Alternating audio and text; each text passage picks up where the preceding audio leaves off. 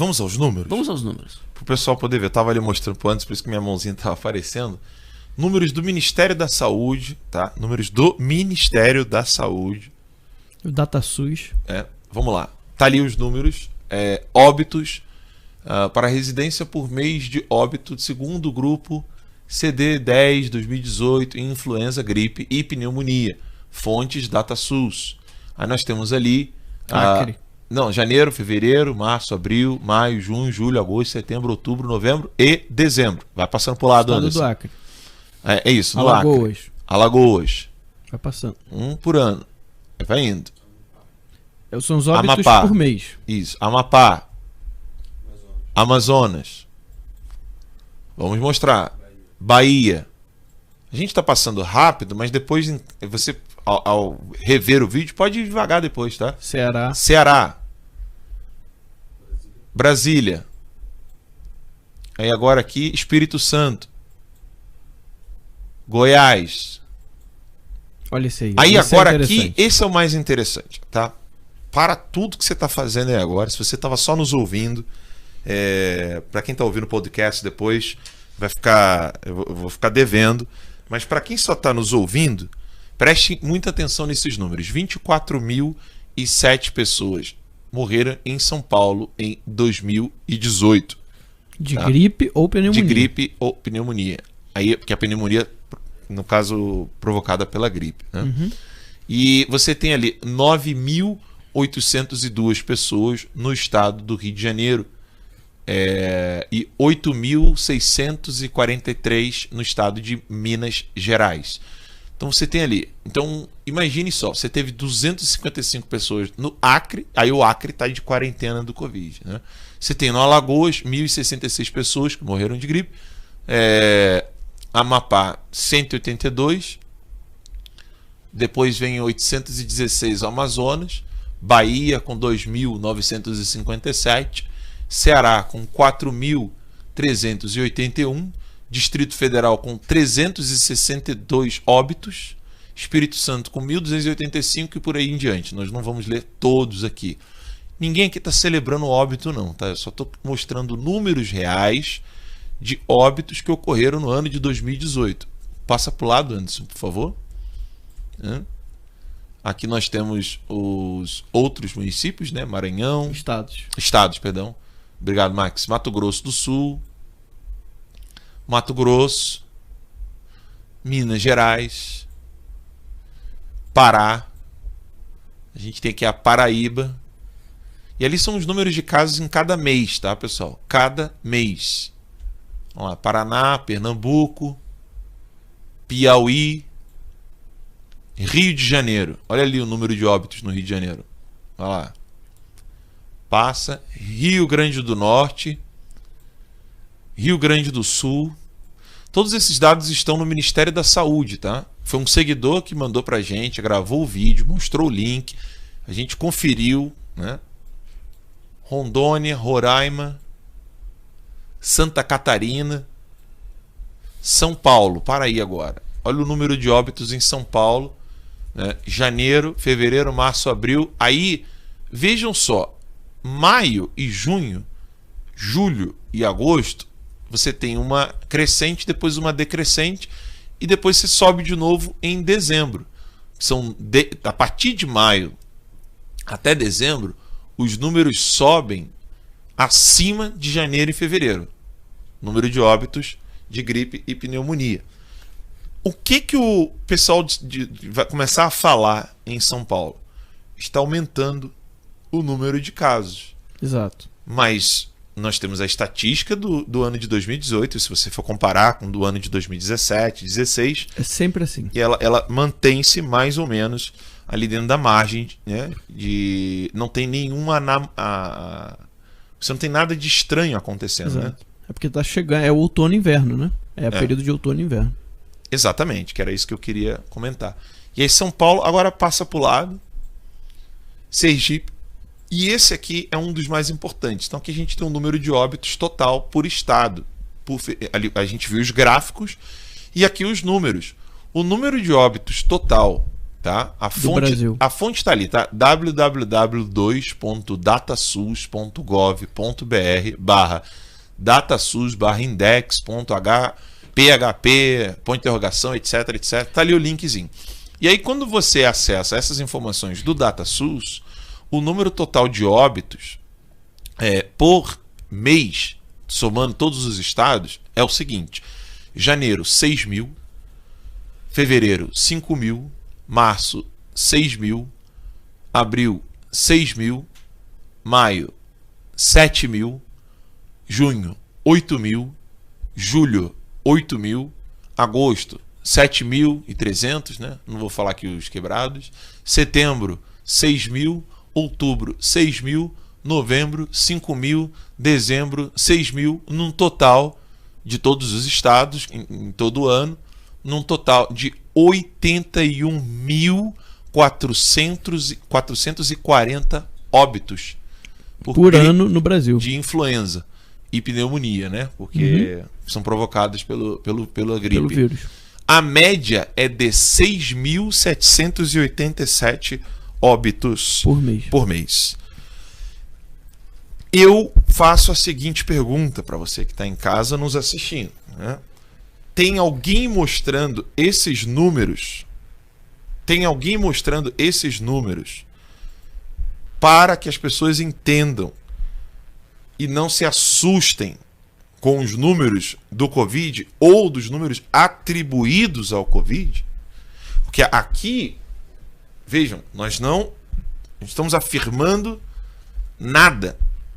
Só estamos mostrando o fato de que alguns números que estão atribuídos ao Covid, que fossem reais esses números,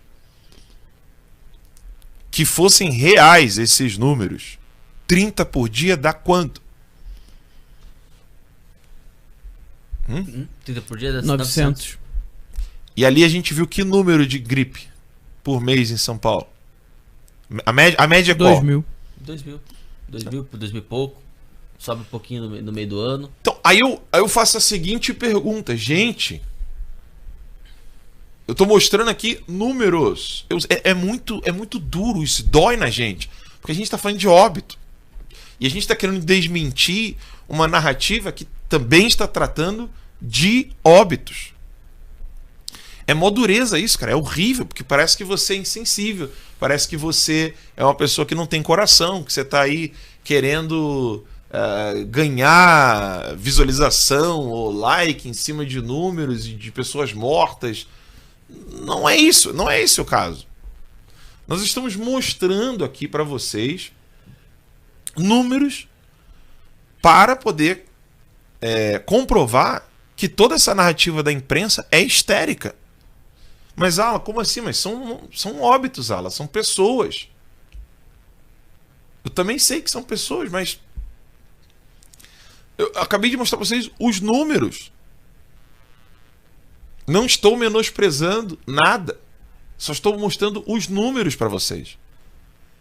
De 30 a 40 por dia. Aí você soma, pega a calculadora, coloca lá, vezes 31 ou vezes 30. E são números inflados, né? E que vão continuar sendo inflados. É isso que as pessoas têm que entender. É a mesma situação da Itália.